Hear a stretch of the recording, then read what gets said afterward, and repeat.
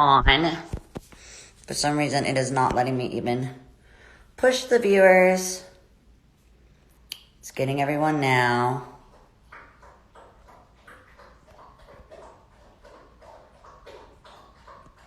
That's my dog drinking.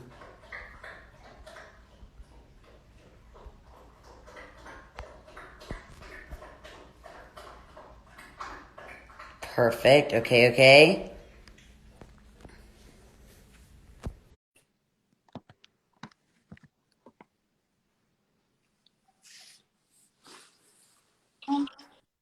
I can't believe I'm the one having technical difficulties. How you doing, Bob? Good morning, Dad. Look, come see your grandpappy. Come see your pappy.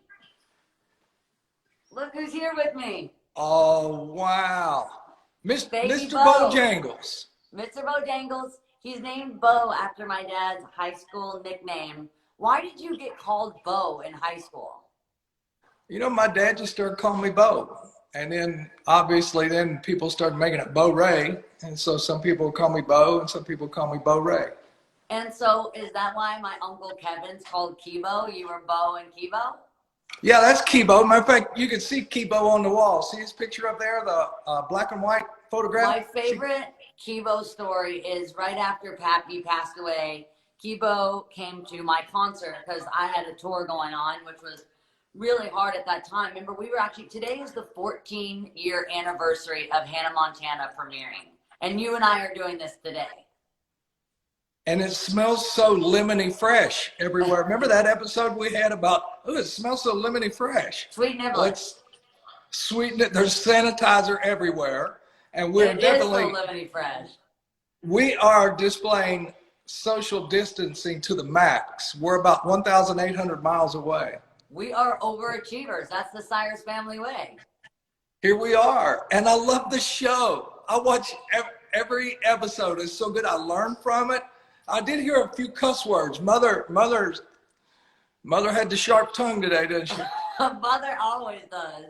But I was going to tell you my favorite story about Uncle Kibo is when I wrote the song called I Miss You about Pappy. And he came to my concert and we gave him very front row so Uncle Kibo could see the entire thing. And he showed up in overalls with no shirt underneath, button real low. Yeah, that's my brother. Uncle Mick's over here right now in the exact same thing. You got it under your costume and yelling, "Sing it to me, baby!" so loud that over 14,000 kids, I could just hear Uncle Kibo over all the children's voices. I could hear Kibo the entire time. But our family has always been really close. I was saying this is kind of the farthest and longest we've kind of taken, being apart in a long time, especially you and Mama live so close. When I'm in Nashville, our farms are so close. And so I was talking about, with social distancing, how hard that is, even when it has to involve your family. And so I was doing this motivationals with Mom this morning. And now I want to do a segment on my show called Devotionals by Dad. And somehow you just always know what to say in the time of crisis. And sometimes it can be a lot, and sometimes it's just something super simple that's easy and digestible that I can kind of play in my head as a mantra. So I remember calling you the night that really we started kind of understanding the seriousness of COVID-19. I started hearing a lot of rumors that were very, very scary, and started hearing more about the lockdown. And I started right-minded the next day because I called you and I was crying in fear and I had some dilemmas. And you told me that whatever choice I made, that was my path and that was okay with you. And I know many of the kids watching right now, they look for reassurance in their parents. And so by you just saying, "Sissy, wherever you go, there you are." That was very true, physically and spiritually. And just somehow that made me feel better. And besides, the more you stomp and shit, the more it stinks. What other words of wisdom do you have? And were these sayings that I now always can pull out and use? Are a lot of those inherited from Pappy? Did he make these up? I don't know where he came up with the wisdom, but he was a very wise man. And in his wisdom, one time he said to me something that I feel like maybe I should say now. Yeah. The only thing I do know is I really don't know a whole lot. There's so much I don't know.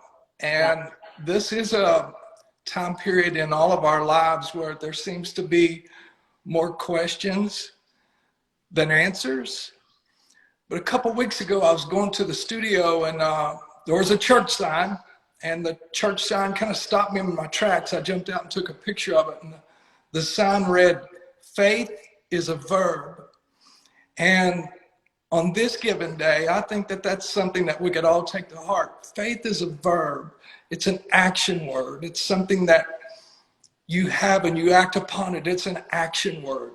And even though in this time right now where there are so many questions, trust me, I bet you I got up 3 or 4 times last night and just walked around the house in the darkness, and my mind will start spinning, and I'm thinking about so many people that have things a whole lot worse off than I have.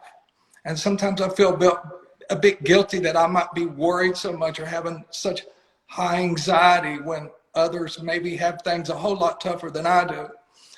And in that moment last night, I said, just remember, Cyrus, faith is a verb, man.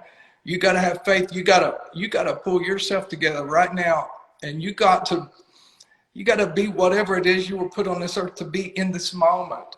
You may have seen that here in Tennessee, I know you know about the destruction we had from the tornadoes a couple of weeks ago. Well, we're back under tornado watch again today. As a matter of fact, this moment that I speak to you in right now, we're in between storms. Well, in a whole lot of ways, us as a society and all of the world, we're in between storms. Yeah. And in that moment of the storm is the best time to dig deep and find that faith and rely upon it. And I'm trying to do that. I was reading some astrology last night, and I can't remember exactly kind of all the degrees of which everything is in right now cosmically, but I was actually reading that where the moon and the cosmos are aligning, this hasn't been in this alignment since like 1500s.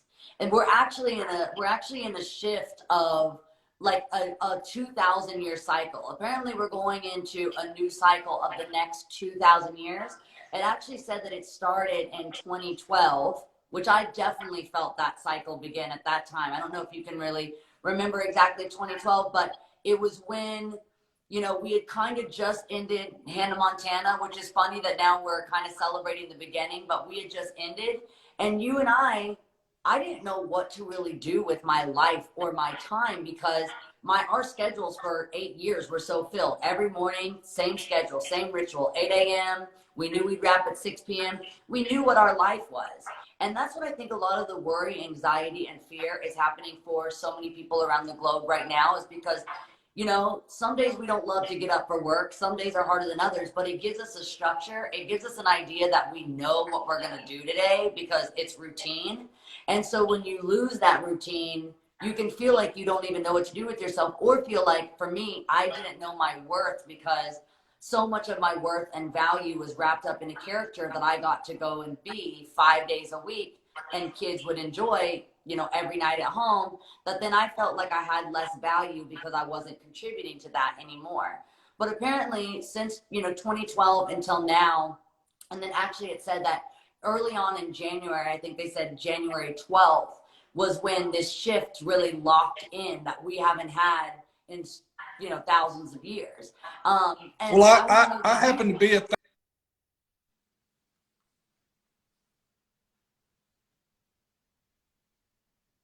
Oh, it's stopping. Hold on. Oh, I got you. Yep. Okay. I want to know, did you feel that shift? Do you feel it now that you're so intuitive? Do you feel a shift and a change and a cleanse? I feel a lot of things right now, and I do feel a great deal of anxiety. I feel a great deal of sadness, pain, suffering, but yet on the flip side of that, faith is a verb. I know that what we all have to do as human beings and individually. Just speaking to an individual out there, listen to me. Thoughts are things. No matter what religion you study or what psychology you study, they all agree, philosophers, biblical, everyone agrees that everything in your world begins in your mind. And Yes. as a man thinketh in his heart and in his soul, so is he. Or Thomas Edison might say, what the mind of man can conceive and believe, it can achieve. Both of those philosophies say the same thing. Your thoughts are seeds. And so what each of us wants to do right now, no matter what's going on in this crazy world, you think about what your goals are. You think about what your dreams are. You think about what your purpose is. And then you plant that seed in your mind and you chart a path and you take steps. Remember that success is the progressive realization of worthy ideas or goals, not necessarily the attainment of it. Because let me tell you, when you get to the top, there's only one way to go, and that's down. So the fun part, Merle Haggard, Johnny Cash, all the greats that had said this to me at one time or another, that the fun part is the climb. You sang about it. The climb is the fun part. Once you get to the top, there's nowhere else to go but down. So enjoy the dream and know that failure is the most important ingredient for success. I know the next part. By eliminating one way that one won't work, you're one step closer to the way that will. You got it. That's amazing. That is I told amazing. you I listened. These are all things that I can remember. And You when know what? when I feel like I failed, I remember, well, now I know what not to do next time. I can't wait to try again because I know what not to do. So I am closer to the way that I will get what I am striving for. Failure is the most important ingredient for success. Now, once you clarify what you've done, then you've eliminated one way that won't work, and then you regroup. Remember, life is a series of adjustments. It's exactly like trying to park your car in a parking space in a crowded downtown city. You find a parking space, you claim it as yours, you clarify in your mind, I'm going to back into the space, and then you start backing up, and then you might have to pull forward, then you might have to cut to the wheel to the left or the right, or go forward or backwards. But if you stay focused, barring an unforeseen catastrophe, you'll get your vehicle into the space. But it's a series of adjustments. Life is the exact same way. Persistence is the key. Persistence is not a very glorified word. It's not like glory. It's not like faith. Persistence is, a bunch of syllables and they're all jabbled up. But remember, persistence, it's not the force of a jackhammer that breaks the concrete. It's the repetition. Bam, bam, bam, bam, bam, bam, bam, bam, bam. Be a jackhammer. You keep on keeping on even when the doors are closed. You keep on knocking. And if nobody opens it, eventually you have to kick it down. Dad, you are the best. I'm going to remember that so much about the jackhammer, because sometimes I feel like you can try too hard where you lose the fun and the passion of it. When you start making music with the idea, I've actually had this, and I know you've had this in your career too.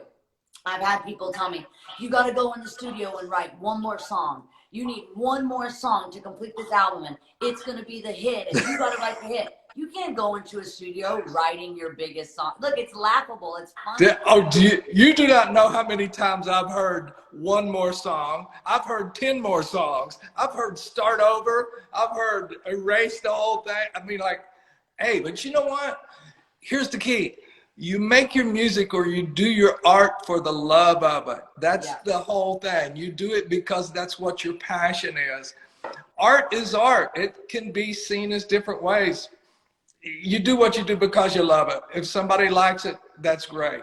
But you do it because you love it. One more song will never end. It will continue. And so when you feel like you've told the story that you want to tell in that book, there's sagas. Your music and your album are sagas. So you can have, one album that tells a story as this first chapter. I mean, some of our favorite books, like whether it's Twilight or Hunger Games or whatever it is, there's like 10 of them to tell one story. And that's what an album is. That's why you put out these records, you know, where you can tell your stories in chapters of your life.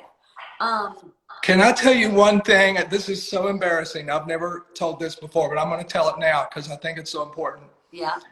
Do you know I've only read one book in my whole life? And the Bible? No, it's not. I wish it was, and that's the book that I need to read. You know, if my Bible was as important as my Phone, I'd be golden. But here's the facts. Like, I read one book, and it's called Think and Grow Rich by Earl Nightingale, Norman Vincent Peale. And it's the study and philosophy of setting and achieving your goals. They wanted to know, how do some people chart a course and say, I'm going to get from this continent all the way across this ocean to that other continent, to the other side? While some people can do that, other people's just go out into the sea and vacillate from one side to another, and the storms come, and pretty soon the waves overtake the ship and they all drown. And this book, Think and Grow Rich, a chiropractor in Flatwoods, Kentucky named Dr. H.B. Bailey stopped me as an 18-year-old kid. Actually, I stopped him. His car was on the side of the road, and I was late for work at Greenbow Lake State Park, and something told me to stop. I thought that the old boy was having car problems. I stopped. I said, "You okay, sir?" And he said, "Yeah, I'm okay. I was just admiring this cattle." And then he said, "Are you Billy Ray Cyrus, preacher Cyrus's grandson?" And I said, "Yes, sir." And we talked a little bit, and he said, "You know, you strike me as, how would you like to know the secret to be, have, or do anything you ever wanted to be in your life?" Well, at that time, I wanted to be Johnny Bench. Ironically, my hair was such a mess, I threw on this Cincinnati Reds ball cap to come down here and talk with you today, which I never planned on telling the story. So in some ways, maybe this is my full circle moment of being a Cincinnati Red and being Johnny Bench. But when Dr. Bailey said that to me, because I'd never had anything in my life, I'd never had any money, never had any success of anything, I think I was voted in our senior yearbook most likely to fail. I mean, I honestly, it was terrible. I'm embarrassed to say it. Again, I had never read a book by the time I graduated. I don't even know how I graduated. I can't write. The only thing I can write is my name. I have to print. You've seen that. But somewhere when this man said to me, how would you like to be able to know that whatever you think, you can do? And that turned me on. And he told me that he set up an appointment at his chiropractor office, and I came in, and him and his wife handed me a book called Think and Grow Rich. And I didn't just read it, I memorized it page by page. And I would just sit and just memorize the philosophy. And again, a lot of it came from the Bible. A lot of it came from Thomas Edison. A lot of it came from great thinkers who had really figured out what life is. And it is that what you think in your mind are the seeds to what will manifest in your life. And that's my gift to everyone today. If somehow you can find that book, I highly advise not only reading it, but apply it. A good idea is only as good as its execution. Dad, thank you so much for being on the show. I see so many people writing how much this is helping them, that they've been taking notes, that they're writing everything you're saying down. Actually, someone just said, I'm starting a fan account for this iconic dad. And then someone wrote, you don't need books. You are the book. You are the knowledge. I stand Billy Ray. So everyone is like writing down how much this meant to them. That's why I wanted to have you on the show. I mean, I inherited bright-minded, but, you know, a healthy amount of optimism and reality. And, you know, also when you know that things aren't just going to get magically better, you have to do something to make things get better. So go out and clean your beaches, pick up the trash, you know, think about, you know, how you're going to be accumulating products, whether it comes to not seeing plastic in the ocean, you know, living responsibly and living with the idea that Mother Nature takes care of us. We have to take care of her. I think obviously if we could see one bright side of the devastation of this coronavirus right now is the videos that we're seeing of fish and dolphins back in Venice. We're seeing bluer skies. I mean, Mother Nature got a little sense of relief because for one time the humans, you know, we're not just vomiting all of our what we got to do onto her. The amount of flights that we take, you know, trips that we take in our car daily to get to work. Mother Nature is getting to rest a little bit, and my respect for her and for everything that she, you know, just kind of offers us for nothing in return. And actually, we've been spending so much, you know, humanity has abused her in so many ways. And so just having you on the show, getting to talk about life and perspective, but also, you know, like you said, you didn't just take the book. Taking the book wouldn't have gotten you to where you are. You had to read the book and you had to memorize it and apply it. And so applying the things that we learn without application, then you don't even need the information at all. It's useless to us. And so I think just for my fans to be able to apply what you said today, we loved having you on the show. Thank you so much, Dad. Thank you for being my dad. You've been the best dad ever. And thank you for giving me all these words of wisdom. I love you so much. Don't make me cry. But you did mention Hannah Montana, and 14 years ago, I think we started that. Now, I'll leave you with a little pappyism, you know. Please do. My dad said to me, when my dad said, oddly, we just lost a legend, Kenny Rogers. Yeah. And what a great man. And but my dad said to me one time, he said, son, he said, you're making all these records, but you're living and dying by radio, whether they play your song or not, or whether I can find your album at the record store. Remember when there used to be record stores? Yeah. It was called the record business. Sign all of them. Yeah, I know. So he said, I think you need to have a career like Kenny Rogers and Dolly Parton. And I said, well, I'd love that, Dad, but how do you do that? And he said, you got to branch out into acting. And I go, Dad, you know, I've never even been in a church play. I've never acted anything in my life. And he said, son, he said, I'm sure it's just like anything else. You just got to start. And sometimes when you look at your dream, it may look overwhelming, or it may look like impossible.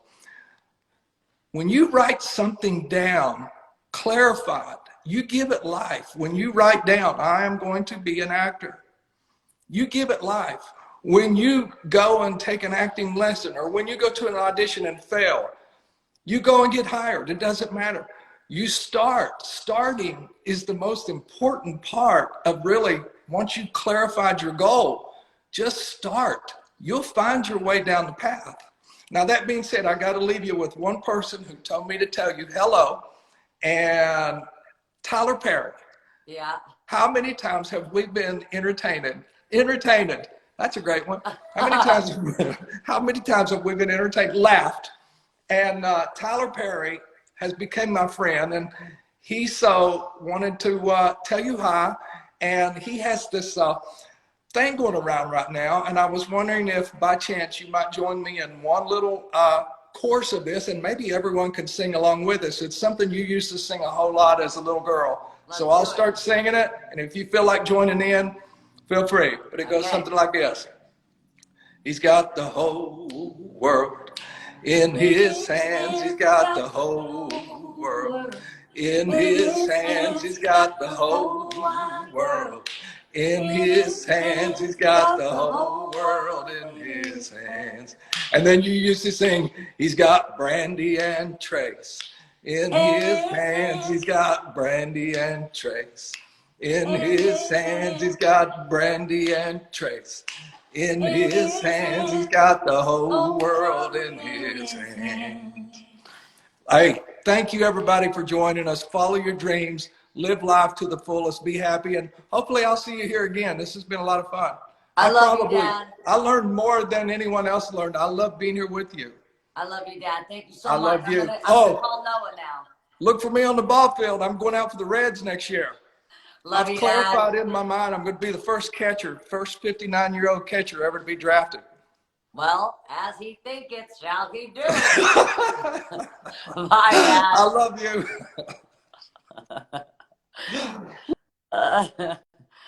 Okay, it is time to get on iChase. It is time to get on with Noah right now. She should be the easiest. She's Gen Z. They know how to do this thing, but I am not. So let me patch in Noah. Mm. Okay, there she is. See? This is what it's like. Queen. This is what it's like having Hold on. Gen Z on your show. Effortless. That was You're the insane. only one that's been able to just like get on immediately. I That's bet. because you're my youngest guest. What's up, everybody? This has been the Okay. most entertaining morning I've had of quarantine so far. Well, I was writing down that this is probably one of the earliest mornings you've had in a couple of years, besides just when you're doing like your crazy schedule with talk shows and all that. But you record in the studio so late at night that you're Yeah. like a total night owl. Yeah. I usually like sleep till 2, go to bed at like 2 or 3. But like I think with the quarantine, I've just been like staying inside, so I've gotten on more of a regular schedule. Just like And I feel like that's not too different for you. You're kind of always in. I literally, except I think having like the like rules of don't leave makes it like boring now. You feel me? I feel you. Like So everything that I like really wanted to do before and I'm doing now and we've gotten for weeks, you now realize like how good you have it. And now like, you know. So, Noah, are you in a cave right now or like a witch's den? Oh my God. Are you in I hell? totally look like I'm in a witch's den. I have You're in my hell. magic potion cup and I'm next to my fire because I'm so cold. Do you not think it's so cold outside? Noah, your set is iconic. It's lit. Literally lit. And Like, you are everything to me. I actually have. I do look like I'm in a cave. Have you seen my new puppy? Let me see your puppy. Marshall? I am obsessed with Marshall. Is it because of Marshmallow? Yes, so I could call the kids Marshmallow. Well, speaking of new, you have a new song, which because I am pro, I have printed out Noah's art. That is hilarious.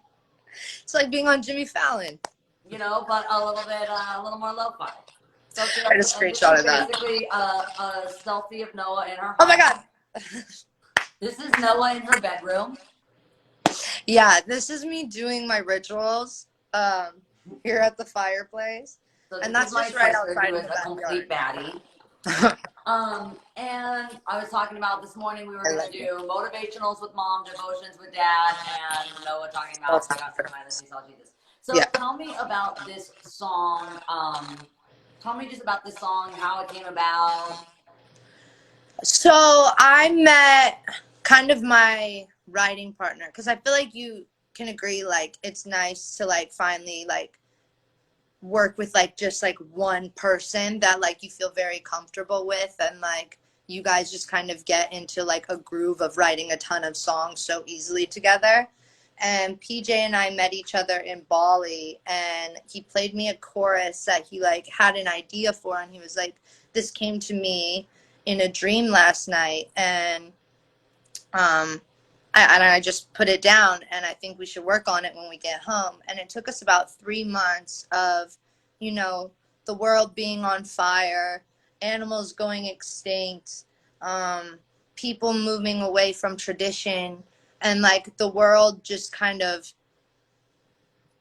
we really needed like this come to Jesus moment. This song isn't really made for one religion or one belief. It's not made for religion or belief. And if you want to take it in that way, you totally can. I know if you have a relationship and you're a Christian, raised Christian like we were, you know, and you have a relationship with God or whatever your belief system is, that's amazing. But you can take the song as you will. And the song's also about what you and Dad were talking about, Mother Earth and us moving away from tradition. Is that positive or is that negative? We're killing the earth. We're not going to have any water to turn to wine. And there's so many messages within the song that's just like we need to protect our earth and our mind and our health and have this like self-realization moment. So the song is more about like, I guess, environmental activism and issues more than just getting I definitely no, the song's not about that. Definitely I think you were definitely high as fuck when you wrote it. That's what I was saying. Definitely weed definitely helped get me to the mental state of what maybe brought me to the realization of what I need to speak about and what I need to maybe focus on more with my morals and the world that we live in now, like what we need to protect now with the earth. And so, you know, that's where PJ and I kind of started writing this record, because the world now more than ever needs us, especially Mother Nature, as you were talking about, which is why the music video is just so intact with the elements in the earth, is because, you know, I feel like now more than ever she needs us. So, okay, I'm reading all these like comments at the bottom of the screen right now, and so many people are writing, Noah dropped the skincare routine. Oh my God. And they're talking about how you're just like so beautiful, and they love seeing you the way that you are right now, just like you're so unique and like your style Your and your skin house, is everything glowing. about you. What's up? Your skin is glowing. Well, I'm beat the gods. Are you? Because I was thinking you weren't. I'm barely, but I got on a little something. You know, you're not beat. I got on blush. You look gorge. Thank you. And I got my brows on, you know? I needed to be. Talking about in this quarantine how it's been kind of really nice for me to have this show, because it just gives me some kind of self-worth, because the first couple of days, like, I wasn't getting out of bed, I wasn't showering, I wasn't brushing my teeth, I wasn't washing my face, I wasn't taking care of myself. And then I was like, how am I going to get back to reality? So I've been trying to take care of myself, but we're talking about how amazing your skin is, and I'm talking about just like how beautiful you are.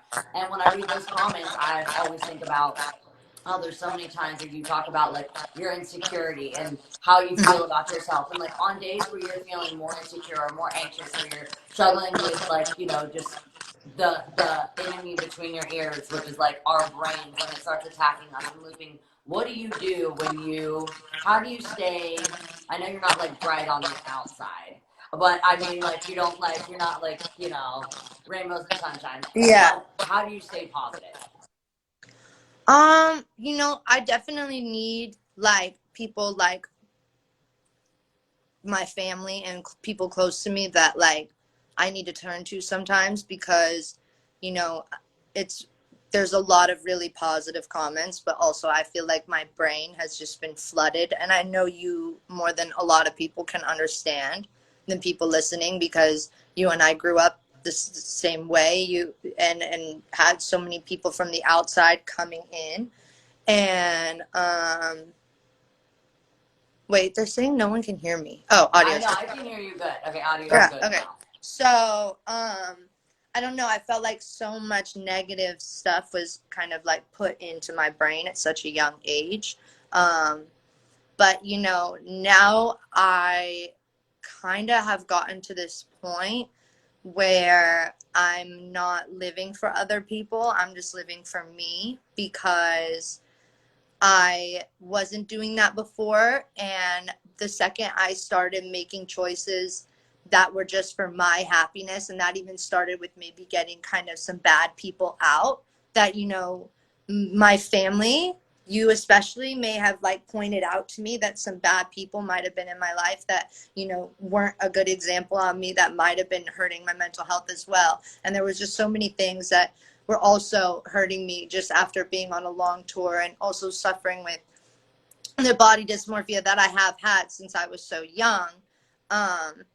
It's hard to stay positive, but there's definitely ways of keeping your mind there and shifting it. And like for me, whenever I get anxiety, which is very often, like whenever I'm performing or I have to go on a show or anything like that, I get really nervous about people taking photos of me or people watching it over and over again on the internet, because they're just going to have more things to say about me, my body, and my face, and that's more for me to read and start to believe. But the more that I like grow with my mental health and its strength, which I've been working on for about a year and a half now. And, you know, ever since I was staying at your house and you even introduced me to Dr. Amen, and then I found my doctors that work for me and everything like that, I started getting so much healthier. And the second that I realized the second my brain was healthier and I was taking the precautions for myself, I wasn't as hurt by all of the negative bullshit that I read every day. And, you know, everybody has this thing where they think I like have anger towards our like situation of our family, and it's not that at all. Like you know, I just think growing up with the way that, you know, I grew up was very hard, and so that made it a little difficult, you know, with my self-confidence. And people were just like a little harder on me growing up than I wish that I could have had, you know, if I was just a normal teenager growing up that just rode horses and was the equestrian that I was. You know, I wasn't really in the music industry or anything until I chose to, because that was just what I wanted to do, you know? Yeah. And I think it's hard for a lot of, I mean, your situations, is my audio whack? No, you sound good. Okay. It's really hard for a lot of babies of the family. I think, you know, you're in a unique position that most of these people that are watching, 21,000 people or however many millions of people see this, can't really relate and understand exactly your situation because it's so unique and is very, very rare. But I mean, a lot of baby siblings, because you are the youngest, have this also with like older siblings that have already had their accomplishments because they're older than you, and so you feel like if you don't kind of meet those same goals, or like, I know even, you know, sometimes we kind of do what our older siblings will do. So like having Brandon being equestrian, it really made you kind of want to like kind of fall into horses because it's what you are around.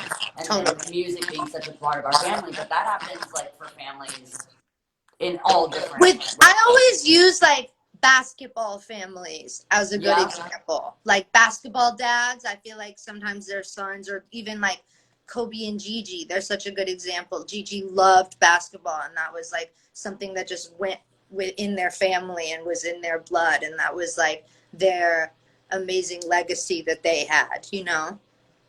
Sorry, I'm changing back because I'm getting slayed from my audio.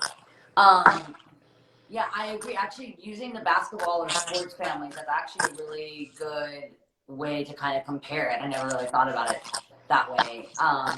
So I wanted to ask you, let me see, I have a few questions just before we wrap up that I wanted Oh my to God, ask. so official.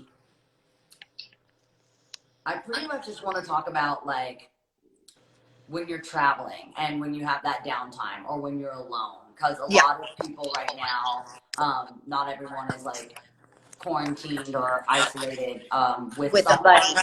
With a buddy. So what do you do when you're lonely? What's a trick that you do if you're lonely? You know what? I've tried harder at being okay with being alone, you know? Yep. But like I feel like right now it's a good time to like, I don't know, read a book or listen to your favorite music, which that's what I do whenever I'm lonely, because I love music. If I'm not singing it, I feel like I'm kind of listening to it. But like listen to your favorite artist or pick a good show, or like I've been like, just like if you can, like during this quarantine, like as much like actual, like if you can go into your backyard or whatever. I know it's really hard to like not to go outside without going outside, but just like the fresh air that I do get, like it's like, I won't lie, like I can't say that I've been super happy during the quarantine. It's hard for me, you know, like the quarantine is hard for me. Like even though like I wake up and I'm like, wow, I'm another day inside, I do get sad. But I think if we just focus on something that like you're like something that you were working on prior, keep working on that. Like keep your goals, like keep focused on your goals. Like I'm still working on my music, I'm still writing, I'm still doing, so whatever goals you were trying to pursue before, because I saw a funny meme actually that was like, did anyone else feel like they were getting their life together before this all happened? And I was like, wait, yeah, I totally felt that. So like whatever you were focusing on, keep striving for that, and keep learning or keep doing whatever it is that you love. And like, because this is all going to be over soon, and we're all, and there is going to be the other side of this, and there is going to be a bright side of this. And isn't that the name of the show? Right-minded, but Right-minded. Right-sided, same thing. Right-sided. I thought I just did a good plug. Well, Noah, I want to thank you so much. Since everyone's gonna have a lot of time to stream some music, I love already you. know it's new song. I got so I love you. I love you. I love you. That's not about weed, and it's about the earth. Or weed. However, but Self-portrait of Noah in her bedroom. of me right here. I actually just crawled in Like the literally. All right, I love you, Noah. Thank you so much. Thank you for I love you so much. Right, my kids. I love you. Thank you for having me. Bye. Bye. Okay, so we have one more guest. We are going to be talking to Stassi Schroeder from Vanderpump Rules. I'm going to connect her now.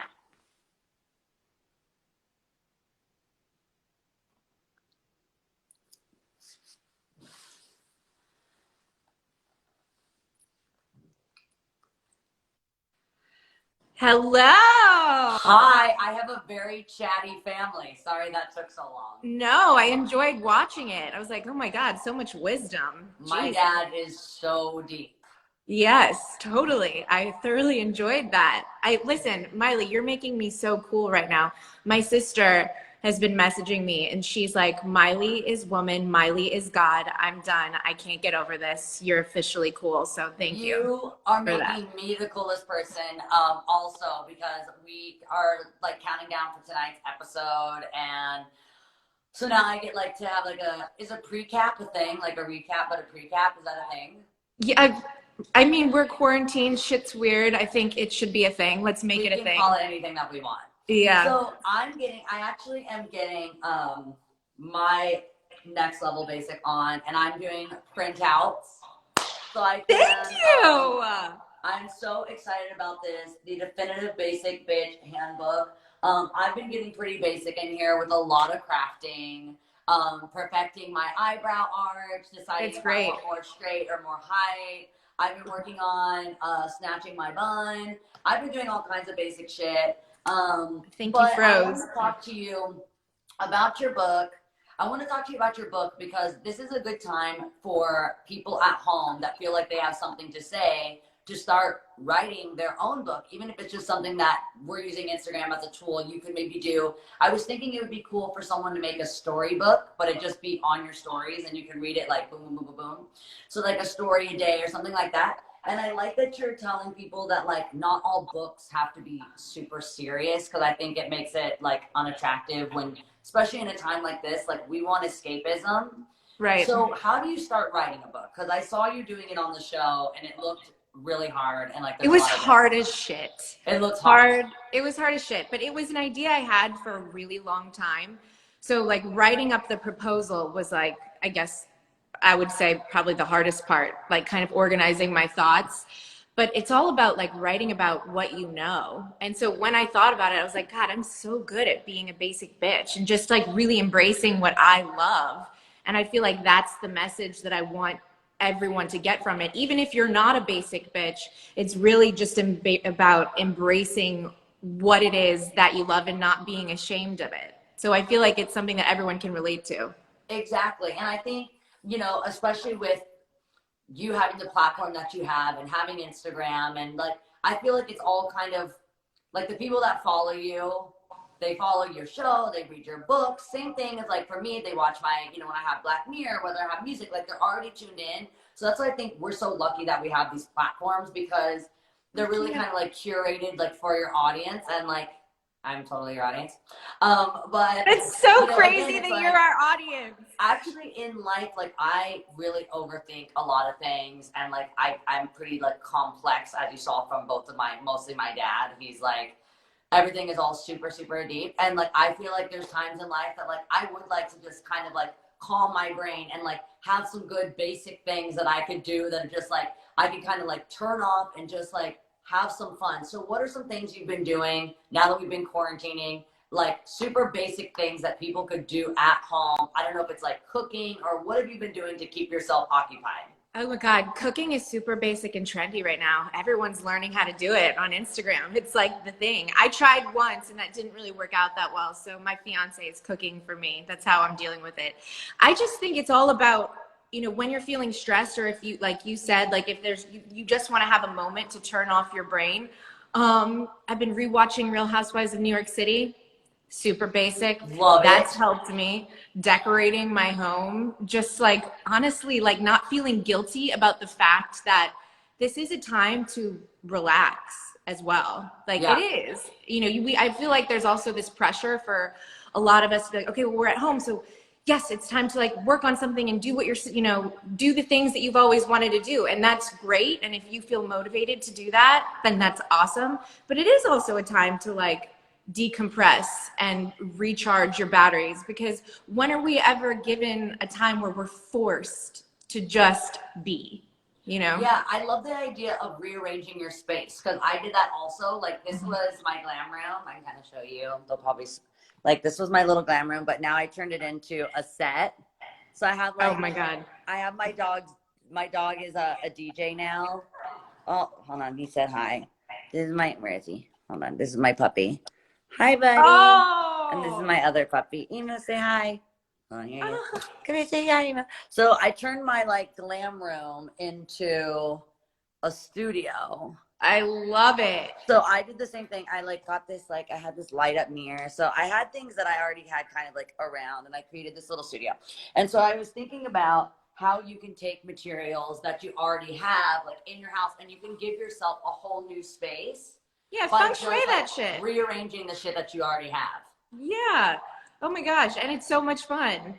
Changes the mood, changes the energy. Agree. And then like rooms are a space that usually you're not spending time in. Like I never really spent time in here. Like I've literally never been in here before. It's just this glam room, and like I very rarely glam. So I had this big empty space, and I'm like, what can I do with it? And so not everyone has like a big empty space that they can't use, but I actually might. This is really crazy. So when I was a kid, my mom had this really over the top shoe closet, but I was like a total bookworm. So I took all her shoes out, which she was ready to like get rid of me. I took all her shoes out and I turned it into my reading room, and I got all these plants, and I put all these plants in there so I could hide behind the plants and read, so my brothers and sisters wouldn't bug me.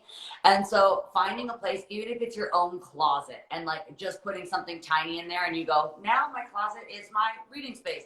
Giving yourself new places, because we are stuck inside, and every day can feel like they just start blending into each other if you don't move shit around. So I think the idea of rearranging your space is really cool. I really like that too. I'm just concerned with your mom's shoes right now. Where'd they go? I can tell you're already to your like, this kid was kept in a closet.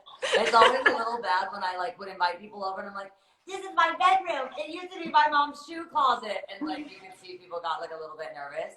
Yeah. But my mom then had to move her shoes down because there was 5 brothers and sisters, and I like needed my own space. And as soon as I had my own space, I had a ton of tantrums as a kid. That shit stopped because I needed a place that was like my own. So a question that I had for you that's a little bit deeper, and you might have kind of seen it in the intro, and I just wanted to ask because I want to read my notes again.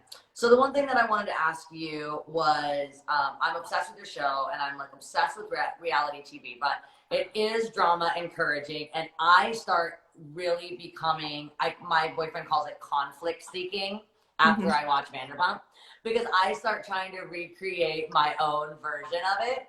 Oh my God. So sometimes, it's like we kind of like become what we fill our brain with. And so I then start trying to cause drama because it just looks so much fun on the show. So how do you like draw the line in your own life of like, okay, this is kind of my like, I'm sure it's you, but I'm sure there's like a Stassi, Vanderpump Stassi, and then there's like a turned off at home, or is that like all the time that's kind of how you are? Like, how do you draw the line?